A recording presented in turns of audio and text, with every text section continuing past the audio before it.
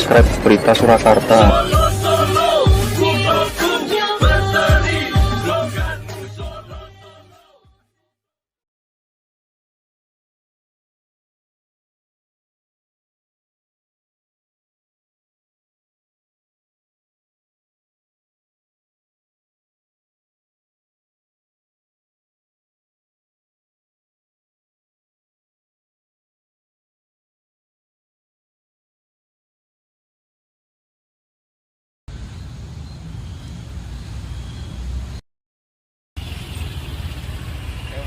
Oke.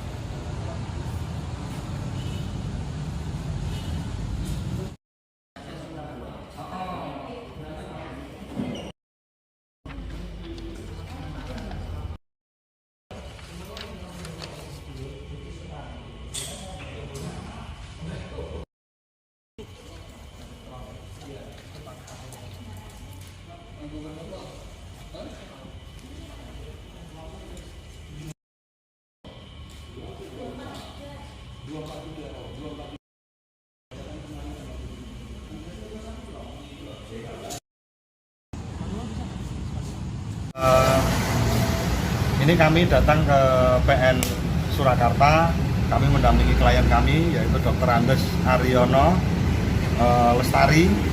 Jadi kami ini menamakan dirinya sebagai tim Gibran, jadi giliran berantakan. Ini kami ingin menggugat bahwa Pak Aryono ini standing legalnya adalah sebagai seorang alumni Universitas Negeri Surakarta yang asli, jadi bukan yang seperti yang disampaikan itu, tapi betul-betul Universitas Negeri 11 Maret. Ini yang pertama. Yang kedua, beliau ini adalah sebagai warga negara Indonesia yang dirugikan secara hak politiknya, begitu. Yang kami gugat adalah yang pertama Almas, jadi Almas Taufik Biru, Rea, dan Gibran Raka Buming Raka sebagai yang sekarang adalah calon wakil presiden dari Pak Prabowo. Dan KPU ini kami masukkan sebagai turut tergugat. Jadi agenda hari ini kami akan mendaftarkan gugatan sekarang ini. Ini mumpung hari ini kan juga pengumuman dari KPU tentang penetapan calon, begitu. Mungkin ada pertanyaan. Gugatan yang disampaikan ini apa, Mas? Gugatannya yang pertama kan jelas, yang pertama satu itu adalah gugatan bahwa Gibran dengan hasil dari Mahkamah Konstitusi kemarin kan kami rasa, kami sebagai masyarakat, Pak Aryono sebagai masyarakat itu tidak berkeadilan. Nah, disitulah kami ingin menggugat bahwa Gibran ini seharusnya tidak bisa maju sebagai calon wakil presiden, gitu. Karena juga putusan MK kemarin walaupun mengikat dan final, tetapi belum dirasa kami masih ada hal-hal yang legal yang harus dilewati dulu sebelum langsung didaftarkan, begitu. Pada prinsipnya saya tambahi, ini adalah gugatan perbuatan melawan hukum ya. Jadi di sini Almas kita gugat sebagai tergugat satu dan Gibran Raka Buming Raka sebagai tergugat dua. Karena di sini dalam gugatan uji materi yang dilakukan oleh Almas, itu di situ terjadi pengabulan atau pembohongan bahwa dia adalah mahasiswa Universitas Negeri Surakarta. Padahal di sini tidak ada namanya Universitas Negeri Surakarta, yang ada hanyalah Universitas Surakarta atau disebut juga UNSA. Nah, dalam hal ini seolah-olah juga Pak Almas itu melakukan dagelan politik ya, dan dagelan hukum juga, di mana dia itu menggugat, terus mencabut, terus memasukkan kembali. Nah, dan dari hasil putusan itu Gibran sangat menikmati dari hasil putusan tersebut sehingga bisa maju menjadi cawapres. Nah, dari sini kita melihat ataupun prinsipal kami itu menilai bahwa di situ telah terjadi perbuatan melawan hukum yang di mana MK itu memutus ya karena namanya ya. Jadi seolah-olah kita ini disodori, dipaksa dalam pemilu ini kita disodori pilihan yang kita tidak bisa menolak. Gitu. Masyarakat disodori ini loh cawapresnya yang sudah capres atau cawapres yang sudah dipersiapkan. Nah, kita merasa ataupun terutama prinsipal kami merasa sebagai lulusan Universitas 11 Maret atau Universitas Negeri itu yang dimaksud merasa sangat keberatan dan merasa sangat dirugikan. Ya, dia mewakili juga otomatis masyarakat yang punya hak politik di seluruh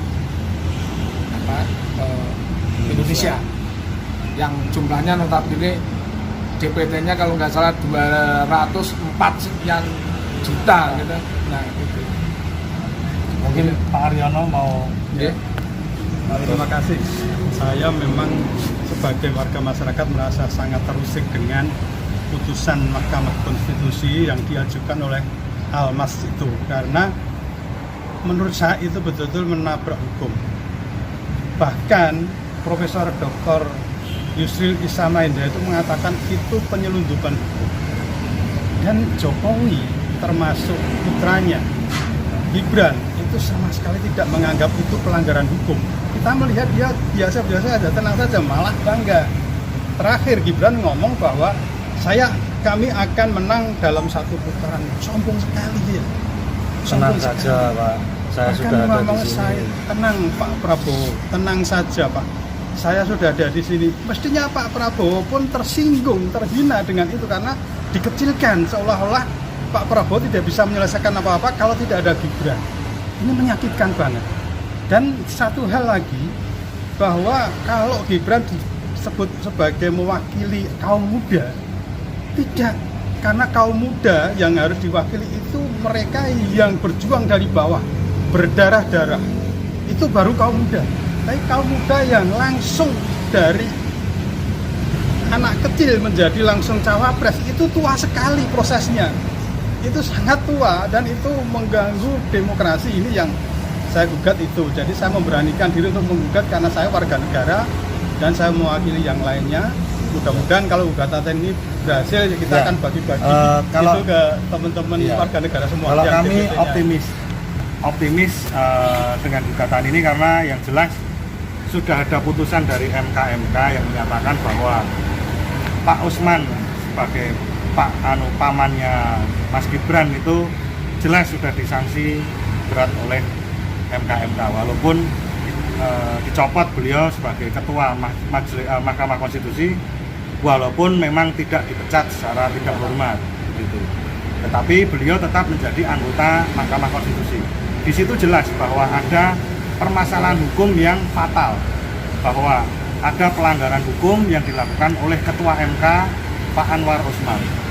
Dan kami yakin bahwa gugatan ini pasti akan diterima karena bagaimanapun produk yang cacat hukum itu pasti juga selanjutnya akan bermasalah dengan hukum yang lain. Mungkin ada teman-teman wartawan yang mau bertanya. Pak, nanti apakah nanti Golnya akan gimana caranya biar Mas Gibran ini nggak jadi cawapres atau gimana?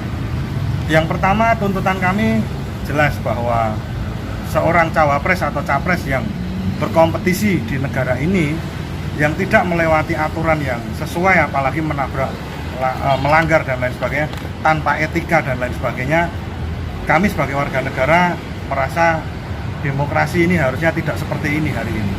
Demokrasi kita harusnya lebih baik, harusnya lebih maju gitu. Jelas kami ingin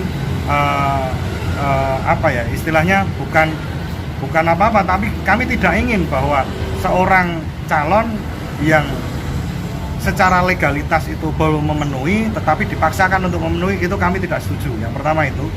Yang kedua, bahwa ada tuntutan bahwa salah satu tuntutan kami adalah secara material, jadi pemerintah diwajibkan untuk memberikan biaya untuk pendidikan politik bagi seluruh warga negara Indonesia atau DPT lah, daftar pemilih tetap yang ada di Indonesia. Karena kemunduran demokrasi ini adalah salah pemerintah. Karena berlaku seperti ini. Berarti menuntut agar KPU membatalkan pencapresan Mas Gibran. Iya, karena cacat hukum. Ya, dalam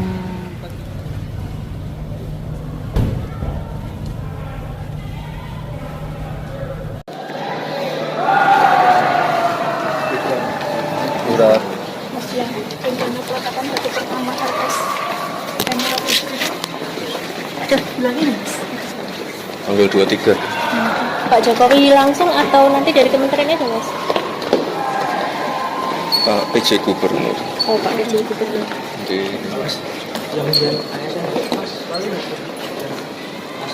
ya ini coba dijadwalkan dulu ya. Besok dilihat aja ya pas groundbreaking. Mas, ini koalisi masyarakat melaporkan ke Bawaslu terkait gugatan MK itu karena dimulai cacat administrasi. Ya monggo. Tanggapannya? Ya monggo silahkan. Oke. Mas ya, aku ditunggu Pak. Oke. Mas terkait ini Mas akhir bulan kan akan ada persidangan terkait gugatan 204T. Nanti Mas Wali sudah menyiapkan untuk kuasa hukumnya sendiri. Ya dijalankan aja. Oke. Nanti kuasa hukumnya dari mana Mas? Dari pihak Mas Wali? Nanti aja. Oke. Subscribe Berita Surakarta.